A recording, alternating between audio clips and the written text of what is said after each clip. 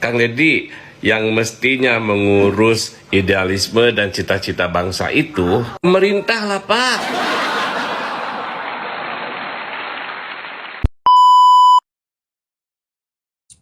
Banyak orang bilang, Mang Iwan, katanya kalau kopi itu harus sambil udut, katanya biar enak.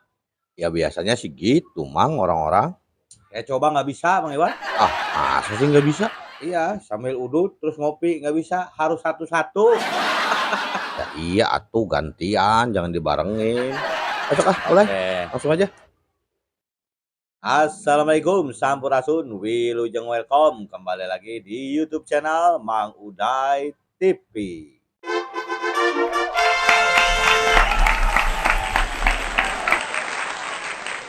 Terima kasih. Seperti biasa kita akan membahas apa yang lagi rame di dunia permedsosan kita kali ini. Apa nih yang lagi rame ini, Mang Iwan? Ini ada 3 video orang-orang yang komplain atau protes ke Bapak Aing. Saya sediakan 3 video. Oke. Nah, setelah itu saya juga ada beberapa video sebagai pelajaran hidup. Maksudnya kayak filsafat gitu, quote apa gimana? Seperti itulah kurang lebih. Tapi pasti beda dong. Oh iya, harus beda dong. Oke. Sok langsung. Video yang pertama tentang aki-aki yang protes soal jembatan ke KDM, Mang. Sok diputar. Play. Jadi lamun ningali Deddy Mulyadi dina YouTube teh Bapak sok sedih, Pak. Sedihnya Hayang apa juga? hayang panggih sebelum lain arek benta lain Mun lamun papanggih jeung Deddy Mulyadi arek digabrug we ku bapaknya. arek digabrug jaan Mama. Ya, ini kita di Jembatan Gantung Wanasigra yang kemarin ditutup karena ada ketidaksepahaman. Iya. Kalau ku Wanasigra dulu tanpa pembebasan. Iya. Artinya rakyat ikhlas menghibahkan tanah untuk jembatan. Iya. Termasuk Aki. Nah, ternyata di Pemkot Tasik dibebaskan. Dibiayai oleh Pemkot Tasik. Akhirnya merasa dulu katanya mau ikhlas, tapi sekarang dibebaskan, dibiayai, dibayar. Sudah, nanti akan kita undang Pemkot Tasik. Kita undang Kepala Desa Sukamenak. Terima kasih. Kita undang bareng dengan KD Kuwu Wanasigra. Sehingga nanti sebentar lagi juga akan saya bangun jalan yang menuju Sukamenak. Panjangnya kurang lebih 400 meter. Nilainya kurang lebih 1,5 miliar dicor. Oke. Iya minta di hotmic, Pak. Saudara kau itu. Wah, beres. Aman. Aman. Yun ka di benahi tah. Naon Di deui? benteng tah ieu tah. Oh, di benteng. Tapi ieu lamun longsor teh. Mulai saya teh kadari sadayana, Pak. Iya, bagus. Mantap.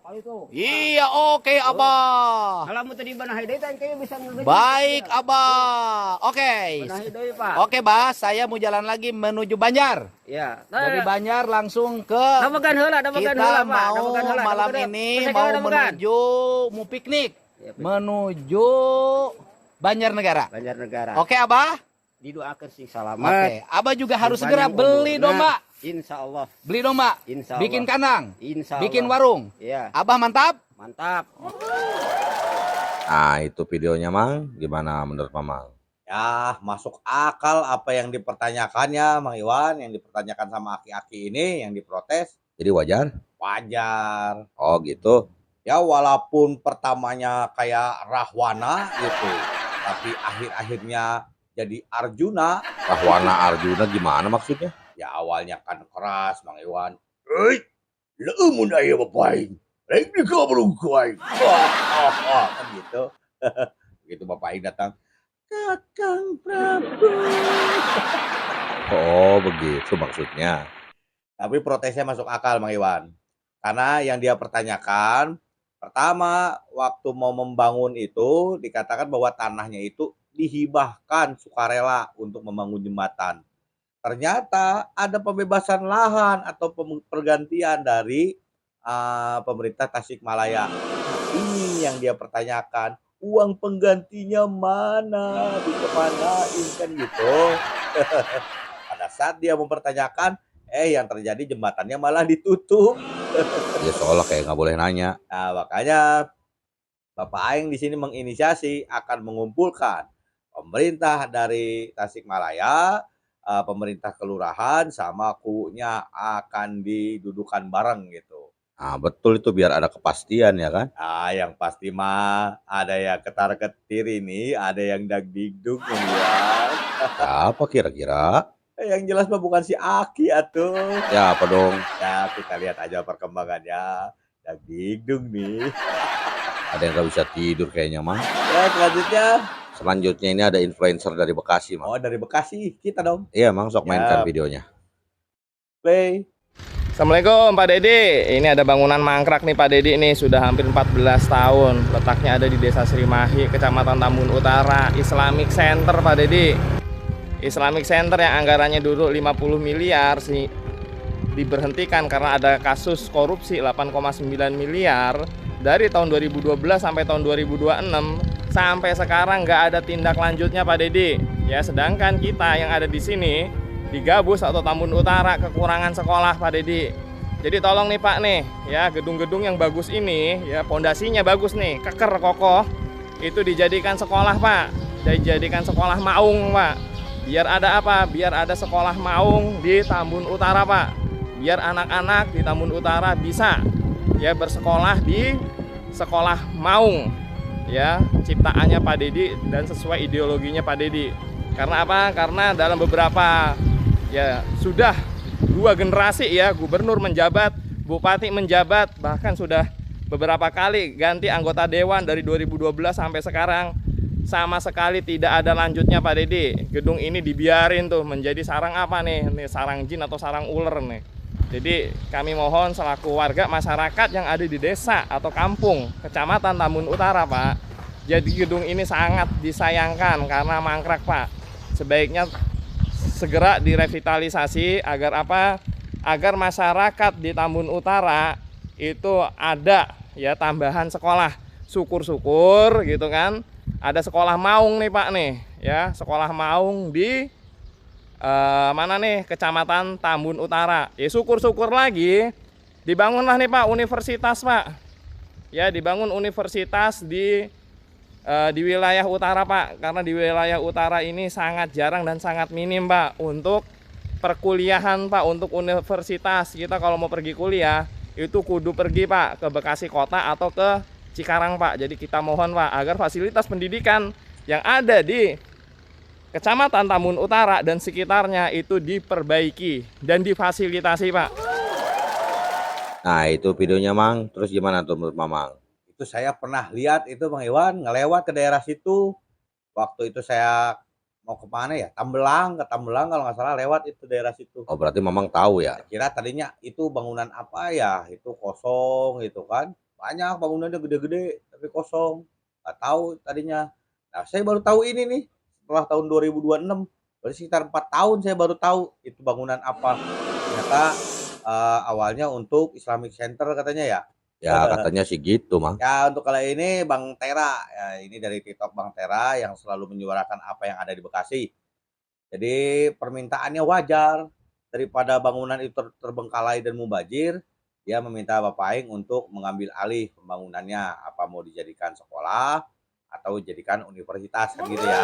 Iya betul begitu. Tapi kan ada mekanisme yang harus dilalui, yaitu pemindahan kewenangan, karena kita nggak tahu yang sebelumnya itu yang memiliki kewenangan membangun itu siapa. Nah, ini harus ada mekanismenya seperti itu. Iya, harus ada pemindahan kewenangan dulu. Ya kan Bapak juga kan membutuhkan apa namanya pembangunan sekolah baru untuk SMA. Beliau kan mengatakan tahun 2026 ini akan dikebut 50 SMA yang akan dibangun di Jawa Barat. Nah, mungkin salah satunya bisa ini diusahakan untuk bangunan-bangunan itu, karena bangunannya bukan cuma satu, Mang Iwan, banyak. Iya, tadi kelihatannya sih banyak ya. Nah, ngomong-ngomong masalah sekolah, jumlah sekolah ini, Mang Iwan menyadari atau tidak bahwa SD, SMP, SMA itu jumlahnya tidak sama? Ya, saya tahu. SD itu lebih banyak jumlahnya daripada SMP. SMP jumlahnya lebih banyak daripada SMA. Nah, SMA jumlahnya lebih banyak daripada universitas. Iya, terus gimana? Kenapa seperti itu?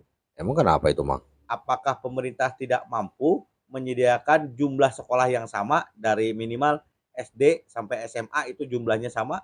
Apakah tidak mampu? Saya rasa mampu. Ya harusnya sih mampu. Tapi ini kalau menurut saya ya, menurut keyakinan saya, ini sesuatu yang memang disengaja oleh pemerintah untuk apa? Agar perekonomian Indonesia tetap berjalan. Apa hubungannya sama perekonomian Indonesia? Begini. Kalau jumlah SD, SMP, SMA itu sama, artinya kesempatan anak untuk lulus SMA itu sama. Artinya tidak ada yang putus di SD, tidak ada yang putus di SMP. Semua rata-rata SMA. Apalagi kalau jumlah universitasnya itu sama, maka semua anak di Indonesia itu sarjana. Nah, ini akan membuat perekonomian jadi mandek. Apa mandek? Karena tidak ada lagi orang yang mau mengerjakan pekerjaan kasar. Oh, karena mereka merasa pendidikannya tinggi gitu ya. Masuk akal sih. Gak ada yang mau lagi jadi bawahan karena mereka merasa sudah berpendidikan, sudah level sarjana, seperti itu. Kayaknya sih gitu, Mang. Jadi ini kalau menurut pemahaman saya, kenapa SD banyak, minimal semua mengerti dasar-dasar dari pendidikan, baca, tulis, hitung, dan sebagainya. SMP mulai agak sedikit, SMA mulai sedikit. Jadi yang masuk SMA itu jumlahnya tidak sebanyak yang di SMP ataupun SD. Agar apa? Agar pembangunan terpelihara, agar orang-orang yang bisa atau mau mengerjakan pekerjaan-pekerjaan kasar seperti kuli bangunan, tukang sapu, dan lain-lain, itu tetap ada. Ya, tapi kan belum bisa dibuktikan, Mang, baru asumsi. Ya emang udah ada contohnya, Mang Iwan. Oh ada? Contoh kayak Singapura, Malaysia, Brunei. Mereka semua rata-rata berpendidikan tinggi orang-orangnya di sana. Akhirnya penduduk lokal tidak mau mengerjakan pekerjaan-pekerjaan kasar. Jadi pelayan, jadi kuli bangunan, jadi tukang kebersihan. Mereka nggak mau. Akhirnya mereka lebih baik nganggur daripada mengerjakan pekerjaan seperti itu. Dan mereka impor dan pekerja-pekerja dari luar negeri, dari Indonesia, dari Bangladesh, dari Thailand, dari Vietnam, kayak gitu. Oh iya sih ya kayak gitu. Itu, jadi akhirnya pembangunan mereka bergantung kepada tenaga asing. Makanya orang-orang Malaysia datang ke sini, heran mereka lihat tukang parkir orang Indonesia, tukang kuli bangunan orang Indonesia, tukang sapu orang Indonesia. Ya karena memang dirancang seperti itu kalau menurut saya, agar pendidikannya tidak setara. Ya, tapi kan itu menurut teori Mamang doang, Mang. Ya tapi mudah-mudahan asumsi saya salah ya. Ini mah cocokologi aja gitu. Tapi kayaknya cocok sih. Ya sepintas cocok. Oke, berikutnya. Nah, yang berikutnya ini ada orang yang protes terkait pidato Bapak Aing, Mang. Oh, ada yang protes juga? Iya, tapi soal pidato. Mainkan. Play. Salam logika. Gue yakin nih, gue bakal diserang sama pendukungnya Kang Deddy Mulyadi, KDM, atau si Bapak Aing. Gue gak pedulilah, karena menurut gue KDM saat ini sudah terlalu overacting, padahal dia bukan artis. Masa KDM bilang apa yang ada di pikirannya ASN, aparatur sipil negara itu, hanyalah tunjangan kinerja. Di pikirannya apakah outcome dan benefit, outcome dan benefit? Tidak, kata KDM. Yang ada di pikirannya hanya tunjangan kinerja. Kata dia, hampir nggak ada saya menemukan idealisme tentang cita-cita besar. Apalagi mikirin negara berkemakmuran. Nggak ada, sempit. Obrolan yang dibicarakan dalam diskusi antara mereka pernah tuh ngomongin bagaimana bangsa ke depan. Nggak pernah bagaimana menguasai. Tidak pernah. Yang ada di pikirannya ASN itu hanya tunjangan kinerja. Mohon maaf nih Kang Deddy, punten pisan. Kang Deddy yang mestinya mengurus idealisme dan cita-cita bangsa itu, pemerintah lah Pak. Itu tugas pejabat Pak, tugas pemerintah. Gua pikir selama ini yang pidatonya bikin gua mual-mual adalah pidato Pak Prabowo. Ternyata pidato Kang Deddy juga bikin mual. Itu dia orangnya, Mang. Oh, Si botak. Yang bilang botak atuh. Oh iya, maaf. Dimakan. Oke, saya sebut saja si Irsam lah ya. Oh, Mamang kenal sama orang itu? Enggak kenal. Nah, itu tadi Irsam siapa? Oh, Irsam itu irit sampo, Mang Iwan. Irit sapo, kirain namanya. Iya. Besok gimana tuh? Jadi kalau kata saya mah ini si Irsam ini nggak cocok di depannya ngomong salam logika. Karena dia aja ngomong nggak pakai logika, Mang Iwan. Apa buktinya dia ngomong nggak pakai logika? Iya, yang pertama nih ya, si Irsam kan bilang tentang apa namanya, semua ASN kan katanya KDM mengatakan gini kan. Itu kalau si Irsam ngerti logika, ngerti bahasa, yang digunakan sama Bapak Aing itu adalah majas. Majas itu majas hiperbola bisa masuk ke situ atau majas generalisasi bisa masuk ke situ. Coba kasih contoh sama Mamang. Ya contoh kayak begini. Dia bilang kan hampir tidak ada. Nah, Bapak Aing bilang kan gitu, hampir tidak ada ASN yang memikirkan cita-cita bangsa dan idealisme kan gitu. Hampir tidak ada itu bukan berarti tidak ada. Hampir tidak ada itu ya ada gitu. Cuman sedikit kan gitu. Atau saat Bapak Aing bilang semua ASN. Nah, kalau orang Indonesia bilang semua, itu nggak semua, tapi rata-rata. Coba contohnya yang simpel aja lah. Ya contoh begini, orang kita kan sering bilang semua orang Jepang pinter. Nggak semua, rata-rata. Semua orang Brazil pinter main bola. Ya nggak semua, tapi rata-rata. Di sini pun majas itu dipakai sama Bapak Aing. Semua ASN hanya mikirin tukin. Artinya rata-rata. Oh, ya kalau saya mah paham, Mang. Iya, masa nggak ngerti kayak gitu aja soal bahasa? Irsam. Sok lanjut. Nah, yang kedua yang jelas nggak pakai logika adalah dia bilang itu mah tugas pemerintah katanya yang memikirkan masalah idealisme dan cita-cita besar bangsa ini. Emang yang dimaksud pemerintah oleh si Irsam itu apa? Siapa? Presiden, gubernur, wali kota, bupati, camat, lurah, dan seterusnya? Ya, tidak atuh. Itu mah pimpinan pemerintahan, bukan pemerintah. Nah, terus yang disebut pemerintah apa? Nah, pimpinan pemerintahan itu kan punya apa namanya anak buah, Mang Iwan. Oh iya pasti atuh. Nah, pimpinan pemerintahan pusat, presiden, pemerintahan provinsi, gubernur, pemerintahan kabupaten, bupati, itu kan punya anak buah. Nah, anak buah para pimpinan pemerintahan itu siapa? Siapa, Mang? ASN, Irsam. Oh iya ya. Jadi ASN itu bagian dari pemerintahan, bagian dari pemerintah yang digaji oleh negara dari pajak rakyat. Artinya kalau Bapak Aing ngomelin ASN, meminta ASN untuk memikirkan cita-cita besar bangsa dan idealisme, sudah benar atuh. Karena ASN adalah bagian dari pemerintahan. Gak nyampe dia, Mama. Irsam. Iya, nggak kepikiran sama dia, nggak nyampe ke situ. Dalam logika, dia aja nggak pakai logika. Ya masa sih nggak ada yang positif, Mang, dari apa yang dia omongin gitu, Mang. Kalau menurut Mamang ada positifnya nggak? Ya, menurut saya dia orang yang cukup berani, Mang Iwan. Oh, dia berani? Berani dalam hal apa? Ya dia berani memamerkan kebloonnya kepada publik. Oh, berani tampil blow on. Jarang-jarang ada orang yang berani memamerkan kebloonannya kepada publik, Mang Iwan, apalagi di media sosial. Dia berani. Iya, berarti dia juga harus berani menanggung segala resiko dan konsekuensinya kan, Mang? Ya nggak? Iya, dia bilang katanya, kirain cuman pidato Pak Prabowo yang bikin mual, katanya ternyata pidato KDM pun bikin mual. Irsam, jangankan Anda pidato, jangankan Anda bicara, Anda diem aja udah bikin kita mual.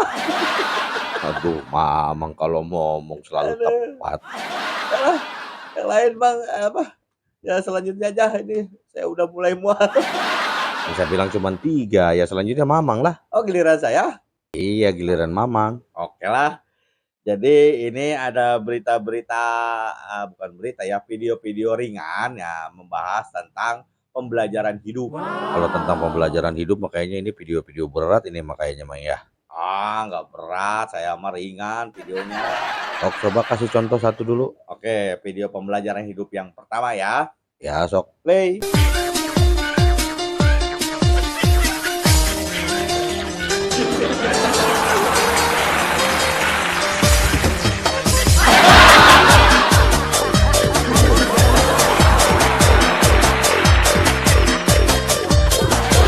Pembelajaran hidup videonya kayak begitu, apa pembelajaran hidupnya? Namanya pembelajaran hidup mah nggak harus dari yang mana, itu mah bisa diambil dari mana aja. Nggak mesti dari guru, dari dosen, dari ustadz. Pembelajaran hidup mah bisa dari mana aja, termasuk dari video tadi.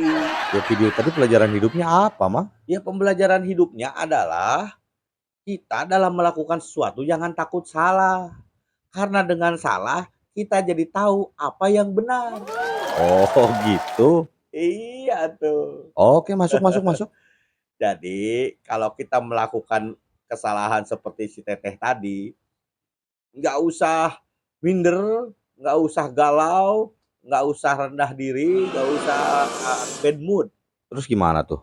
Ya cukup happy aja, senyumin aja, ikutlah tertawa bersama orang-orang yang menertawakan kita. Super sekali. Iya, Berdamai dengan keadaan. dengan begitu kita nggak akan galau. Sok pelajaran hidup yang kedua apa? Pelajaran hidup kedua, boleh. Play. Prosesnya kayak degan lur. Hawane panas pol gini lur. Loh Pak, malah sujud syukur sampean Pak. Terus ini pelajaran hidupnya tentang apa? Ini pelajaran hidupnya tentang bersyukur, Bang Iwan. Oh bersyukur. Kalau tadi kelapanya yang jatuh cuma satu, mungkin dia cuma bilang alhamdulillah kan gitu. Karena yang jatuhnya seruntuy, nggak cukup cuman alhamdulillah, dia harus sujud syukur. Mensyukuri apa yang jatuh dari pohon gitu ya. Ini tentang bersyukur. Iya masuk.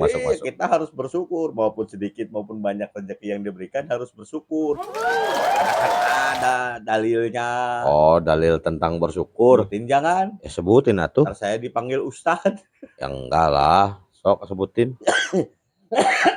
Pakai batuk dulu. Nah intinya mah kayak Laisa kartum ajinanakum wala in kafartum inna adzabillah sadid kan gitu. Artinya? Ya, artinya ya kira-kira kayak kalau kau bersyukur maka akan kutambah, kalau kau kufur maka ajabku amat pedih, gitulah intinya ya.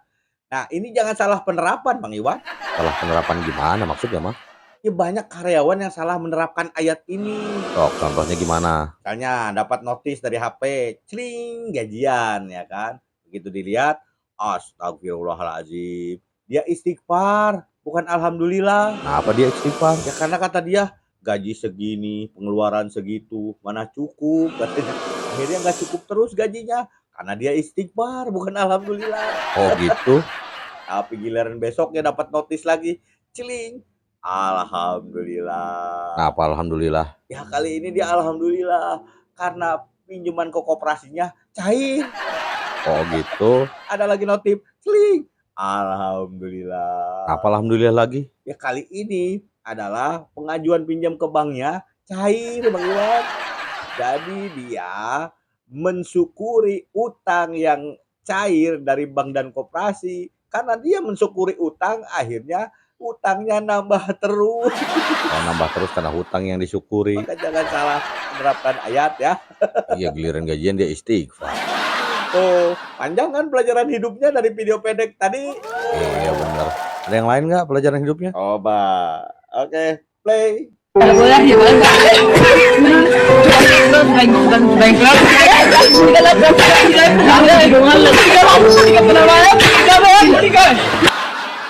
video ini pelajaran hidupnya apa?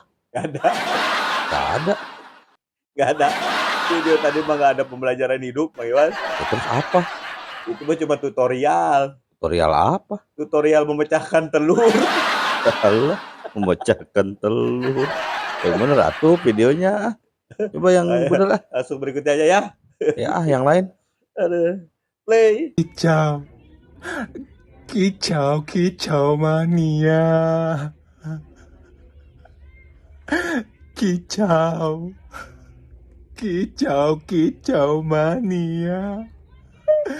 Kicau, kicau, kicau mania. Kicau, kicau, kicau. Yang ini pelajaran hidupnya apa? Pelajaran hidupnya gini, orang itu kan pengennya tuh gampang aja ya Bang Iwan. Ya, kalau galon itu diangkat kan berat. Dia pengen yang enteng, pengen yang ringan, pengen yang cepet. Makanya galonnya digelundungin sama dia, didorong pakai kaki.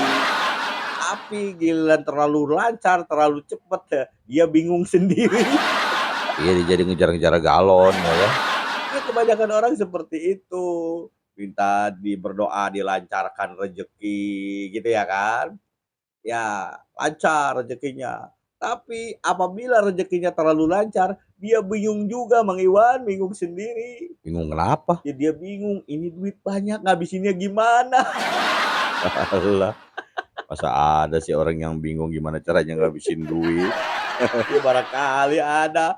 Makanya kan orang kaya masuk ke beli yang aneh-aneh karena dia bingung, ini duit tuh dihabisinnya gimana? Oh iya ya, benar juga. Makanya minta cukup aja dah. Sesuai kebutuhan.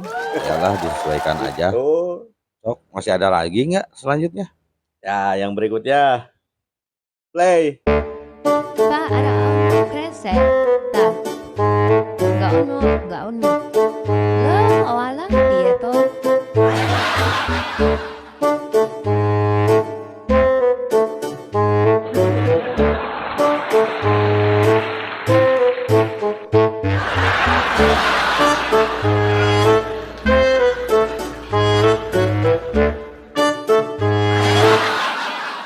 Nah, kalau video yang ini apa ini pelajaran hidupnya, Mang?